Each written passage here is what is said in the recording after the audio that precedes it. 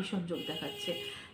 রাহু মানে বিদেশ, বিদেশে যাওয়ার সুযোগ, বিদেশ থেকে ইনকাম এর সুযোগ, পুরোপুরি সুযোগ থাকছে আগামী 1 বছর। আপনার আগামী বছরখানেক, 1 থেকে 12 মাস ধরুন, বছর 1 বছর 2 মাস এরকম, মানে আমি বলতে চাইছি 14 মাস, সরি, মানে এই সময়টা আপনি কিন্তু বিদেশের সঙ্গে যুক্ত যে কোনো কিছু ক্রয় করতে পারেন বা ইত্যাদি ইত্যাদি। এই সময় কিন্তু আপনার জন্য বেশ, এই সময়টা বেশ ভালো আমি বলবো। কারণ একাদশে রাহু কিন্তু আমাদের যদিও আমাদের কামনা বাসনা থেকে বাড়িয়ে তোলে, আমাদের ডিজায়ার আকাঙ্ক্ষাকে বাড়িয়ে তোলে, তথাপি বলবো আপনার বাচ্চাটি যদি রাহু ভালো পজিশনে থাকে সেই ক্ষেত্রে কিন্তু আপনি এই সময়টার একটা প্রপার ইউটিলাইজ করে জীবনে অনেক কিছু বেনিফিট নিয়ে আসতে পারেন। ইচ্ছার উইশ ফুলফিল করার কিন্তু সময় দেখাচ্ছে।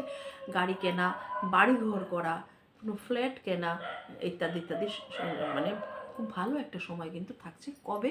এই আগামী 1 বছর, 1 বছর 2 মাস নেক্সট আমি বলবো, যতদিন রাহু আছে কুম্ভ রাশিতে। গত 18ই মে রাহু প্রবেশ করেছে কুম্ভ, আর সেটা থাকবেও আরও আগামী 1.5 বছর। সুতরাং এর মধ্যে মে 2-3 মাস কেটে গেল। সুতরাং 1.5 বছরের কম কিছু সময় রাহু কিন্তু আপনার একাদশভাবেই থাকছে। তারপর যদি দেখি আপনার রাশির অধিপতি বা আপনার লগ্নের অধিপতি, আমি এখানে কিন্তু আপনারা যদি মেষ লগ্ন হয় আপনি কিন্তু এই প্রেডিকশন শুনতে পারেন, আবার মেষ রাশি হয় তারাও কিন্তু এই প্রেডিকশন শুনতে পারেন। মানে ইন বোথ কেস কিন্তু আপনারা অনেকটাই সিমিলারিটি খুঁজে পাবেন। তবে আমি মনে করি লগ্ন ধরে কিন্তু প্রেডিকশনস বেশি মিলে।